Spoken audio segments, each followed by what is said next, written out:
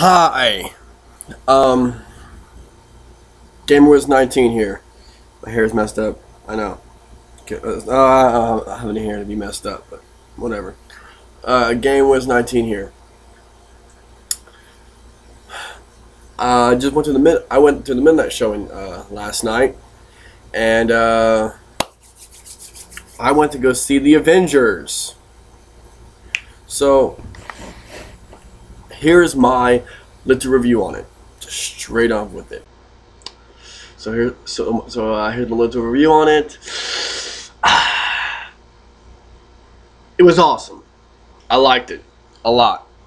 I think a lot of the characters got most of their screen time, but I think Captain America and Iron Man got most of their screen time on there. They could have done more with the Hulk, because it's my opinion. I mean, they showed less of the Hulk on there, but they tried the best they could. Thor, he got a pretty good amount of screen time. He was up there with Thor getting screen time. But yeah, Captain America and Iron Man, Iron Man got most of the screen time. Because I don't know why they chose for Iron Man to have screen time. That's not what I would have done, because Iron Man, I hate to say it, he's not the leader of the team. Captain America is the leader because he was the first Avenger, but whatever. Because Iron Man wasn't really the very first superhero, not at all. Like it says in the movie, Captain America was the first Avenger, the first superhero ever in Marvel, supposedly. So basically, the Avengers movie was I cannot say epic, but I can say it was very action. The dialogue and the characters were very, very good. The new Hulk, Bruce Banner, Mark, whatever his last name is, did a very good job of being Bruce Banner. Was he a good Hulk? I know it's anime, but when I say good Hulk, I mean as like, did it look like him? It looked very much like him. The new Hulk, actually, he looked very good. The new Hulk looked phenomenal because of the fact he wasn't all built big and buff, like abs, like all the way up to his chest, down to his stomach. I mean, they kind of made a little bit of a muscular, chunky, kind of just a little bit Hulk. You know what I'm saying? So, and this Hulk wasn't a huge, big guy. He was maybe at least 11.5 foot, 12 foot tall, maybe a little bit shorter. I'm not sure. But yeah, he wasn't a big, gigantuan Hulk like you see in the first Hulk and the Incredible Hulk. And then they made him more green than in the second one, Incredible Hulk with Edward Norton.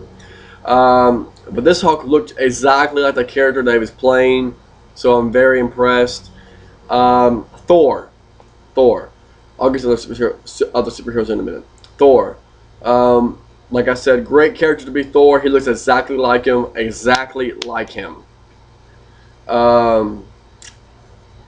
Was his character dialogue and speech good? Very much. Was the storyline of did they follow with the storyline of Thor? Didn't need to, even though they did for a tad bit, because I guess people that didn't watch the Thor movie, that didn't watch Thor, I guess, that didn't understand what the fuck was going on between Loki and Thor. Now, I never seen Thor, but I don't need to watch the movie to know what the hell, Thor and Loki go through. So yeah, that's basically what I did for Thor. Thor was just basically a power guy in the whole damn thing, just to psych everyone up. Captain America. I think Captain America's actor, Chris Evans, it still makes me feel fucking awkward. Because I'm used to seeing Chris Evans being the Human Torch. Just very strange. Very, very strange. I'm still not used to him being Captain America. I'm not. It just looks very fucking weird. It's just not him. He's Human Torch. He's Johnny Storm from the Fantastic Four. He's not Captain America. I can't see him in that type of outfit. It's just not happening. It's whatever, you know, it's whatever they want to do.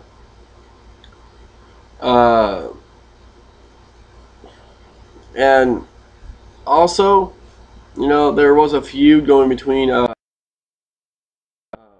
motherfucking Captain America and Iron Man, I guess. They were gonna, you know, of course, there's a few there to be leaders. Of course, we all know who the leader is. There was no need to fight. It was Captain America. You could tell through the whole entire fucking movie that Captain America was the leader. They made him into the leader. So, simple put that. Iron Man, Tony Stark, aka Robert Downey Jr. They gave him more screen time than any other person there, which was completely outrageous. I don't know why they did that. They should have done an equally screen time between Captain America and Iron Man. Okay, so that should have been, you know, Iron Man and Captain America should have equally screen time. Not who gets more screen time, blah, blah, blah. It should have been equally, but whatever. Because they're both leaders in my point of view. I guess they made Robert Downey Jr. more of a genius like Bruce Banner, which felt very awkward because I'm not used to seeing Robert Downey Jr. being so fucking a genius-like dude, but whatever. Yeah, and the action in it was very action-packed. It was very, very good. Oh, and what's his name? Hawkeye. Yeah. He was alright, I guess. Hawkeye. He didn't have his goofy little purple mask or his purple outfit. He just had a black suit and I guess black jeans, black shoes, and his fucking bow. That's basically about it. Hawkeye was basically captured. Spoiler, was basically captured by Loki and took over for the good half hour in the whole movie. So we hardly got to see Hawkeye do his whole thing until the end of the movie started. So it's whatever. Scarlett Johansson basically started off with her being interrogated, I guess, or doing all kinds of flippy kicks and shit and hurricanranas and shit. That was pretty cool. She's sexy. Nick Fury, aka Samuel L. Jackson, he did a very good job on his part as Nick Fury, like always. He looks exactly like Nick Fury with the patch over his eye and everything. We didn't find out who shot him in the eye. For anybody out there that says there was gonna be this person, and even no. Okay, I'm gonna get right to it on the villains. There was only one villain in the movie. Yes, there was one small part villain, but I ain't gonna say his name. If you did not see the movie, then I ain't gonna tell you. There was only one villain, and that was Loki, God of Mischief. That was it. No one else was in it, just Loki. Loki and his fucking army. Army of from not Asgard. Not from Asgard, not from motherfucking Galactus or the Super Skrull, none of that shit. None of that was in the movie. None. There was no Super Skrull, there was no Galactus, there was no Titanium Man, there was none of that. None. None zippo nata. There was only one villain, Loki. Loki was the one main villain in the whole entire fucking movie. I will spoil this. If y'all don't like it, I'm sorry. But there is a scene. There is no after credits, even though, but there is an alternate ending in the middle of the credits. Not after. Not after. In the middle of the credits, there is a new villain to be in the next Avengers. I want to say his name, but then I want to spoil it, so I'll give out a small hint. He's very powerful.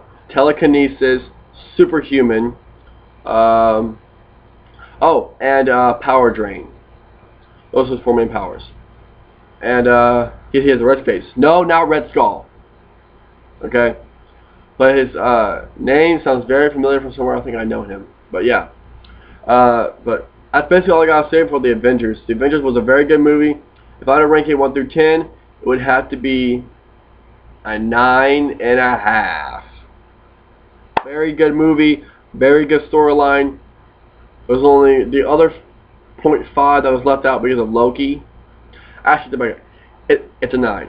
A 9. A 9. Yeah, a 9. Because of Loki. That's why. Because Loki, I know they want, you know, start small, but Loki was not a very good villain. He got owned by the Hulk near the end.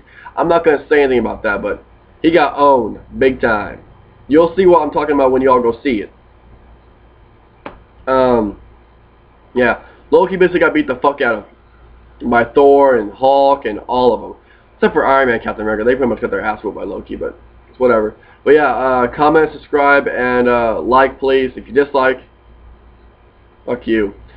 But yeah, watch this review and check it out and tell me what you think about it. Alright, comment down below, and I will see y'all next time for my next review. See y'all! Peace!